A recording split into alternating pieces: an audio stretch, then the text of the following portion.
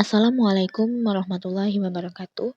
Perkenalkan, saya Jenny Dwi Desinta dengan NIM 2368133.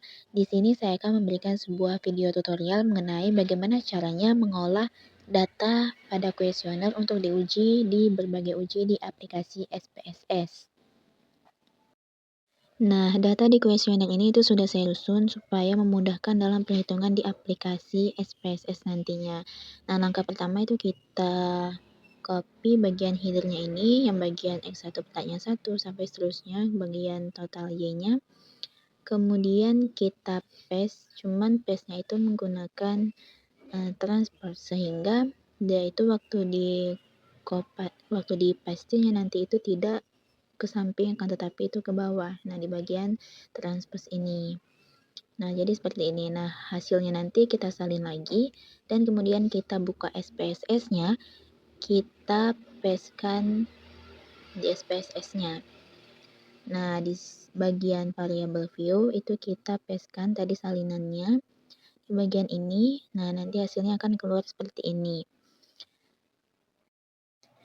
Nah, kalau misalnya sudah, di bagian nama itu disesuaikan dengan variabel yang kalian punya. Misalnya untuk X1 itu ada berapa pertanyaan, misalnya ada 2 pertanyaan atau 3 pertanyaan. Ini 3 pertanyaan. Nah, kemudian di bagian X2-nya itu ada 4 pertanyaan. Di bagian Y juga seperti itu, ada 3. Kemudian jangan lupa juga untuk totalnya juga dicantumkan. Kemudian di bagian type-nya itu tetap numerik, kemudian width-nya itu 8, dan di bagian desimalnya itu diubah jadi 0 semua saja. Kemudian bagian value itu adalah skala Likert yang kita gunakan.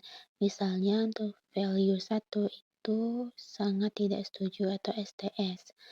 Nah, value-nya diisi 1, kemudian labelnya diisi STS, kemudian klik add. Begitupun seterusnya dari value 2 sampai value 5 dan labelnya apa. Klik OK. Nah, kalau misalnya mau mudahnya itu nanti itu disalin aja. Nah, nanti dipindahkan ke yang lainnya. Kecuali untuk yang bagian totalnya itu diisi non, tidak diisi dengan value dan labelnya. Nah, untuk bagian tabel yang ini itu kalau misalnya untuk angka-angkanya itu diisi dengan ordinal, sementara kalau misalnya untuk yang totalnya itu diisi dengan scale. Kalau semuanya udah rapi seperti ini, maka kita kembali ke Excel, kemudian kita salin angka-angka dari setiap skala Likert yang ada di kuesioner kalian. Kita salin, kemudian kita kopas ke SPSS.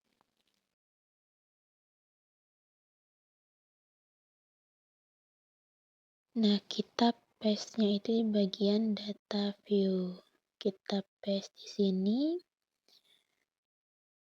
Dan di sini angkanya udah tersalin semua. Jika datanya sudah lengkap, maka kita bisa langsung melakukan uji dengan mengklik menu Analyze. Kemudian yang pertama itu kita pilih Correlate, kemudian pilih Bivariate. Nah, kemudian kita bisa pindahkan satu-satu atau kita bisa pindahkan seluruhnya, tinggal Ctrl A saja, kemudian pindahkan ke kolom sebelahnya dan klik OK. Nah, ini adalah hasil dari output uji korelasinya. Nah, untuk melihat nilainya itu dilihat di bagian signifikan to tiny-nya. Apabila untuk total X-nya itu di bawah 0,05, maka itu artinya valid. Nah, begitupun untuk yang lain-lainnya juga. Nah, karena di sini yang saya itu di bawah 0,05 semua, maka itu valid. Jika ada yang di bawah 0,5, maka itu kita harus mengganti pertanyaan kuesionernya. Dicek lagi di bawahnya apakah sudah sesuai semua. Lanjut ke uji berikutnya, yaitu uji reliabilitas. Itu kita ke menu Analyze, kemudian pilih yang bagian Scale, kemudian pilih Reliability Analysis. Nah, kita masukkan angka-angkanya semuanya kecuali untuk bagian totalnya. Kita masuki, boleh satu-satu dimasukinya, dari X1 sampai X1 pertanyaan pertama sampai seterusnya. Kemudian diklik OK. Nah, dan ini adalah hasil dari reliabelnya. Lihat di bagian tabel reliability statistik.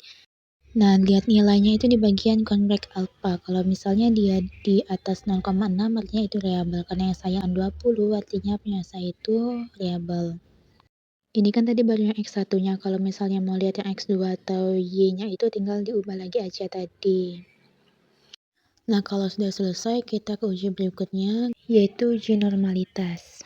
Ke analyze, kemudian pilih yang regression, dan pilih yang linear.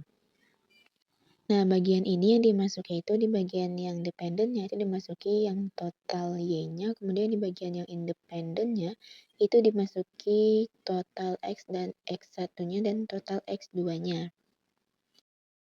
Kemudian pilih save dan di bagian residual pilih unstandardized.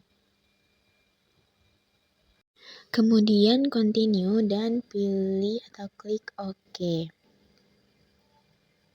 Nah, ini adalah hasil dari outputnya.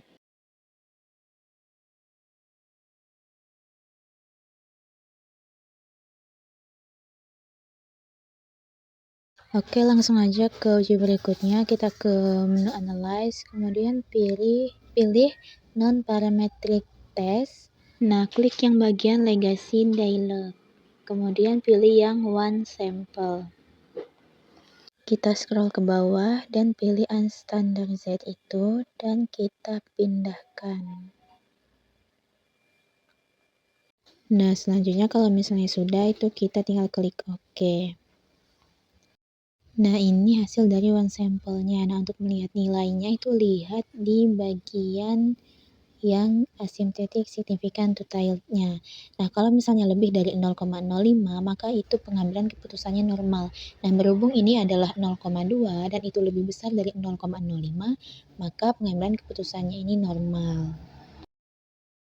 Nah, lanjut ke uji berikutnya yaitu uji heteroskedastisitas. Kita ke analyze, kemudian pilih regression dan pilih yang linear. Kalau sudah, itu klik bagian plots, kemudian yang z-brace-nya itu dipindahkan ke X, kemudian yang z-brace-nya itu dipindahkan ke Y.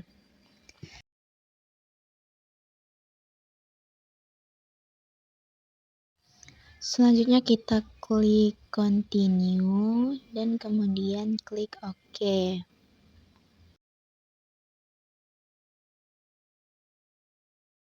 Nah, kita tunggu aja karena ini masih loading.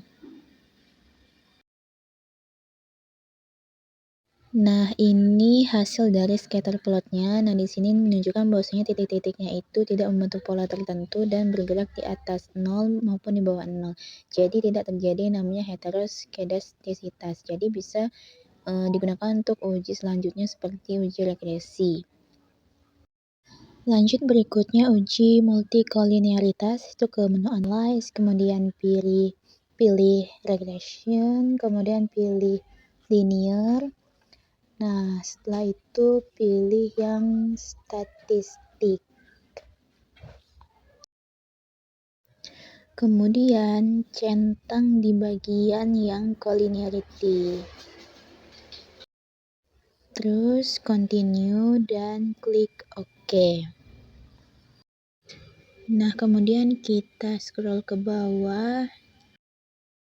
Kalau misalnya collinearity tolerance-nya itu lebih dari 0,100, maka tidak terjadi namanya multicollinearitas. Nah, jadi karena yang saya itu 0,686 dan itu lebih dari 0,100, jadi tidak ada terjadi multicollinearitas. Selanjutnya kita cari hipotesis dan lainnya itu ke analyze, kemudian regression, klik yang linear. Nah, langsung saja kita okekan. Nah, di bagian R-square itu menunjukkan bahwasanya model regresi yang dikembangkan itu menunjukkan koefisien determinasi itu sebesar 0,621. Nah, hal ini mengindikasikan bahwa sekitar 62,1% dari total variasi pada variabel dependen itu dapat dijelaskan secara signifikan oleh variabel independen dalam model. Nah, sementara 37,9% sisanya itu dijelaskan oleh faktor-faktor lain di luar model. Dan ini itu uji F dan signifikan. Hasil uji ANOVA itu menunjukkan bahwasanya nilai F itu sebesar 29,490 dengan tingkat signifikansi itu 0,00 yang mana itu kurang dari 0,05 yang berarti hipotesis 0 itu ditolak. Nah, temuan ini mengindikasikan pengaruh yang signifikan antara variabel yang diuji sehingga perbedaan atau hubungan yang muncul dalam data itu bukan terjadi secara kebetulan. Nah, dengan demikian variabel X1 saya itu literasi keuangan digital dan X2 saya penggunaan transaksi cashless itu terbukti secara statistik berkontribusi terhadap partisipasi sosial ekonomi digital responden yang merupakan bagian dari Y saya. Nah, untuk lihat uji T-nya tinggal lihat di sini. Di sini juga ada signifikannya juga. Jadi ada tabel dan T hitungnya, kemudian signifikannya lihat di sini. Nah, terakhir itu uji regresi linear berganda itu di bagian yang under standard Z coefficient, itu di bagian yang kolom B itu adalah total hasilnya. Baik, mungkin itu saja yang dapat saya sampaikan. Maafkan jika ada kesalahan dalam penyampaiannya. Kurang lebihnya saya mengucapkan banyak terima kasih sudah menonton video ini sampai habis. Saya akhiri. Wassalamualaikum warahmatullahi wabarakatuh.